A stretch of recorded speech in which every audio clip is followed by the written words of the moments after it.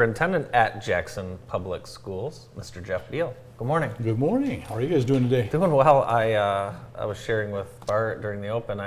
We talk to superintendents all the time, so I thought I'd go out and check out these superintendent interviews, and I'm glad I'm never have to interview for a superintendent. I can tell you that. But yeah, it's just an interesting position, isn't it? There's a lot of fun that comes with interviewing. I think I shared with you when I did my interview here. I love Leanne Smith and MLive. She literally was live casting, typing my interview answers, and everybody's as we were going through it. So you don't miss, because whatever you hiccup and say into the microphone during your interview, that's going online. And no, high stress, high stakes. Yeah, it's not an easy job. Yeah. You're up against talented people. Right. They're without a doubt experts in the field that are out. Yeah. So you got to bring your A game. For sure.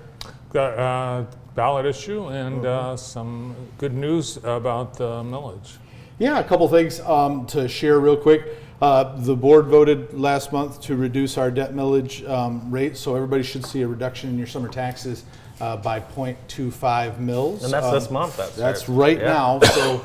So we've, as property values have gone up, we don't need to collect as much money to be able to pay down the debt. So that allows us to restructure that, and so again drops that down to 0.25 mils. It's a nice thing to be able to say yes, we're able to give that money back. We certainly don't want to have it. It doesn't help us because we can't use it for operations or anything like that. Speaking of the operations, that's the other side of the coin. So in August, there is a ballot initiative. This is our operating millage.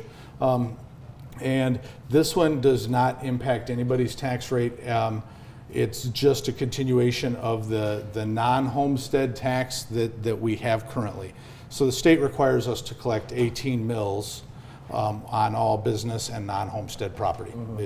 If we don't collect it, we don't get the full foundation allowance. In other words, the state's only going to send us this much, and if we don't, they expect us to collect that 18 mills. And if we don't, well, we don't get the money for the kids, and that's just simply the way it works. So we are going to come back in August. We're going to ask everybody, please come out, support your schools. This is the millage that actually impacts our operating fund. Again, this is not a homestead property, so all your primary residents, not going to talk about it. Obviously, we just gave you the 0.25 reduction applies now, but then this is just going to continue. We're currently collecting 18 mills. This just authorizes us to do it again in the future, and it really should be something we don't have to bring back every year. I think the last time we did it was maybe 2020. In that time frame, we said same conversation. So every 10 years, we're going to come and go. We need to extend it out again, and that keeps us from having to come back to the ballot. And that'll be on the August Yep. ballot. So wrapping up the school year is a little different in your district than smaller districts. You have so many buildings, so many classes, so many field days, so many honors, graduations. How do you get through it all? We have a lot of people. I got a good team. Well, obviously we did make it through graduation last week, from baccalaureate and honors, and what a beautiful day for commencement that we had. Here's baccalaureate held downtown at the First United Methodist Church, and it's a student organized activity. So what a wonderful night that was. Obviously lots of speakers, and then we get to our honors convocation, so we can kind of recognize all of the awards that our kids are doing. Lots of scholarships, lots of academic accolades for our students.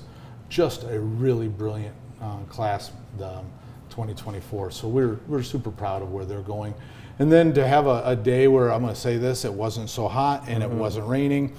Every year at graduation, we feel like we're dodging raindrops or thunderstorms like today. And the number of times we've had to, are we having it on Saturday? Are we having it on Friday? And to be able to have a beautiful day to get up and down in front of everybody.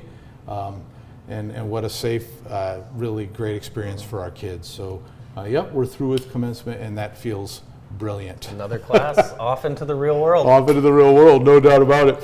And you said something about field days, and if you remember the old field days where we would, you'd go out on the playground or run around the playground, and we're going to have potato sack races, and everybody's going to, that kind of thing. Our field days now all take place up at Withington Stadium.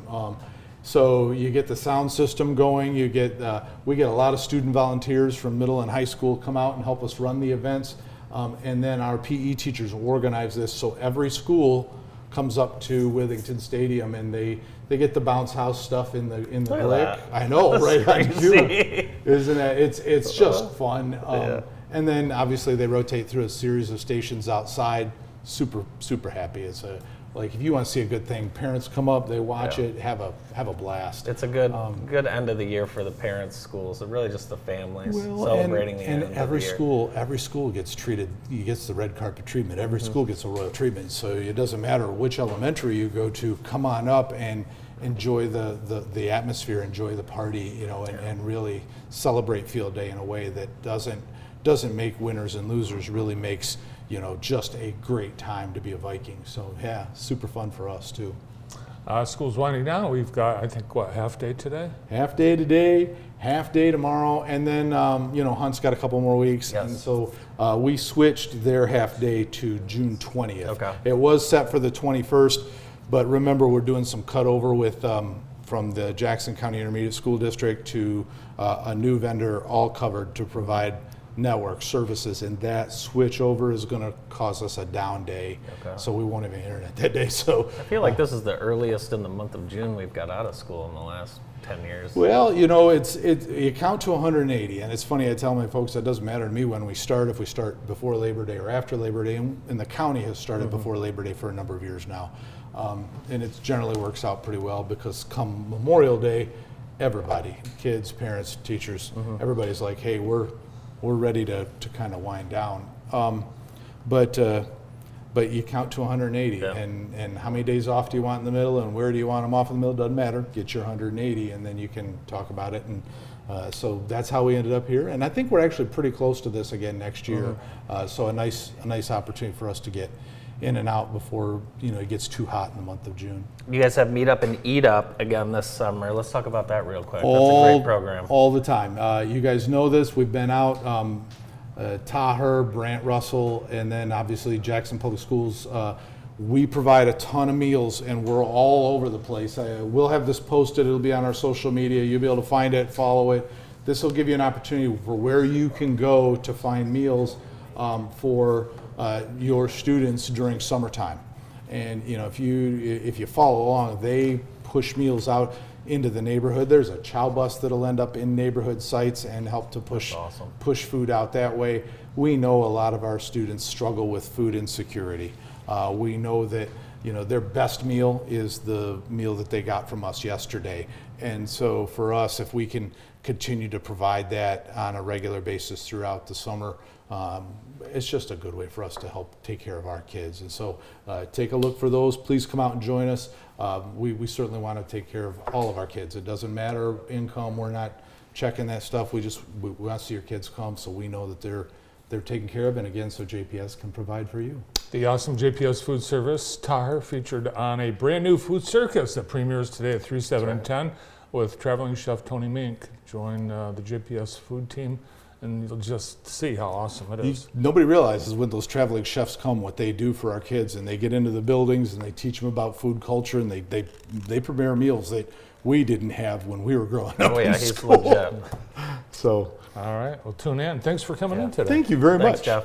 A lot going on at JPS. Be sure and check out their website, social media. We've got recreation knowledge and all kinds of summer fun all summer long at JPS. Jeff Beal, JPS Superintendent. More of the morning show after this.